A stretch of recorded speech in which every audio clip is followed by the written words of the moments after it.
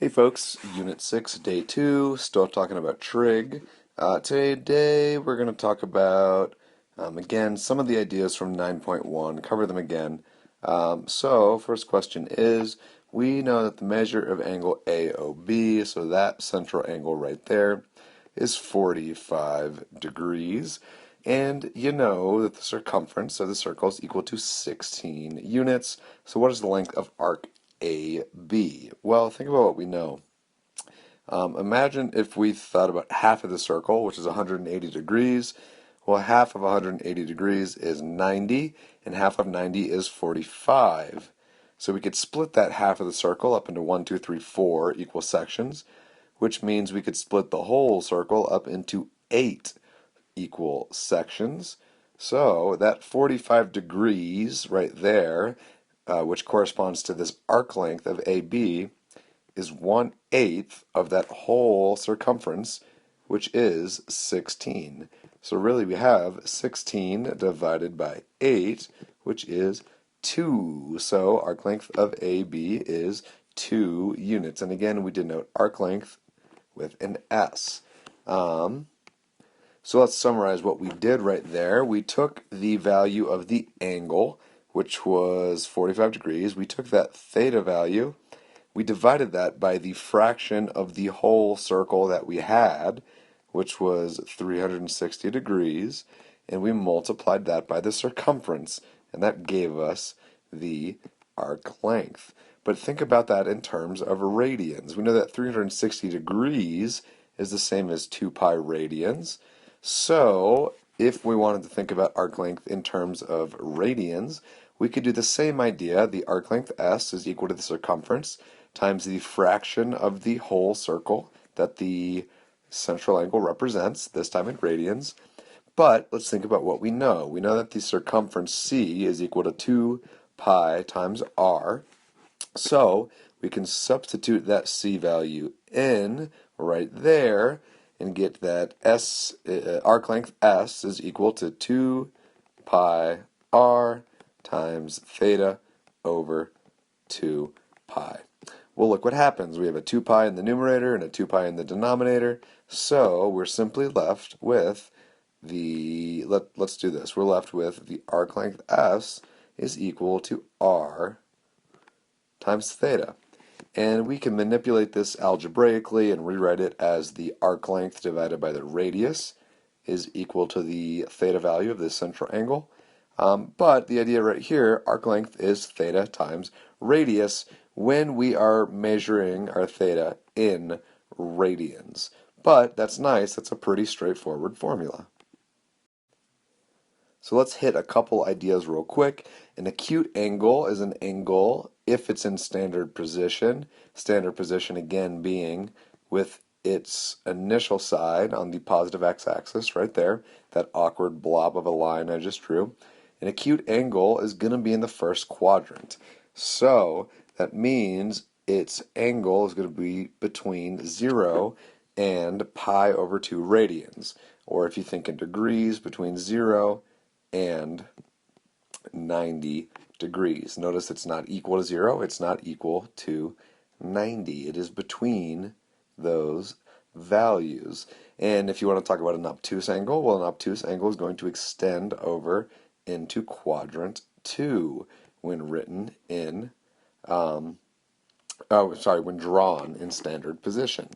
And so if it's in quadrant 2, that means the obtuse angle will be between pi over 2 radians and pi radians. Or again, equivalently, it will be between 180 degrees and 90 degrees. Again, not equal to them. So that is an obtuse angle, and that was an acute angle right there. Well, what then happens if our angle is greater than 180 degrees? Well, that's a very good question. Let's think about that. If our angle is greater than 180 degrees, let's say it's something right here, like that. If we open it up in the positive direction, it goes past 180 degrees. Let's say that it is 210 degrees. Well, then how do we think of this angle? Well, we can always think of this in reference to some acute angle. So think about the angle right there created between the negative x-axis right there and that terminal side of the angle. What's that value? Well, we know the full angle is 210, so that angle is going to be 210 minus 180 degrees, which is 30 degrees. So we can think about this little angle right here as giving us all the information we need to know about that whole angle right there. That is what a reference angle is. You break a bigger angle down into some acute angle. Now, of course, we could also think of this in terms of the negative angle that gets you right there. Those are coterminal angles from the last video. So a little bit more vocabulary. Complementary and supplementary. What do they mean? Well, complementary means that if we have two angles, alpha and beta combined, so add them together, if they're complementary, they will add to 90 degrees, or pi over 2 radians. That is complementary. And if you want to talk about supplementary angles, then those angles, alpha and beta, will add to 180 degrees. That should be an equal sign right there. 180 degrees or pi radians. So I prefer to think of it in terms of degrees, and then if I need to think about radians, I'll just transfer it. But complementary is 90 degrees and supplementary is 180 degrees. And here's a nice little visual to I was going to say reimburse, but really I should say reinforce what we're saying. Complementary angles add to pi over 2. Supplementary angles add to pi, or 90 degrees and 180 degrees. So let's think about how we can use that information to convert an angle from, in this example, degrees to radians. If we have 40 degrees, we can use a unit conversion to convert that to radians. We know that there are 180 degrees in pi radians. So when we multiply this out, the units there cancel, the degrees cancel, and we're left with radians. So we essentially just need to figure out, well, what is 40 over 180? Well, that will reduce to 4 over 18. We still have our pi. It's totally appropriate to leave a pi in your answer when you're talking about radians.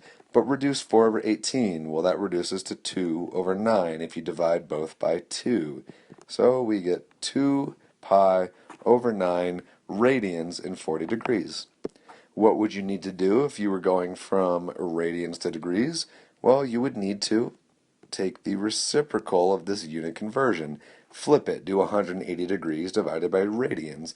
The whole idea is the idea in your science classes of dimensional analysis. We need those units right there to cancel out. And then one last idea in this first unit that we should feel comfortable with, even if we don't pay too much attention, is the difference between linear speed and angular speed. So I like to think of angular speed as how quickly is an object rotating. So how quickly is a tire on a car rotating versus how quick is the car actually moving forward. So linear speed would be the car moving forward. Angular speed would be how quickly is the tire rotating, how long does it take for one revolution, etc.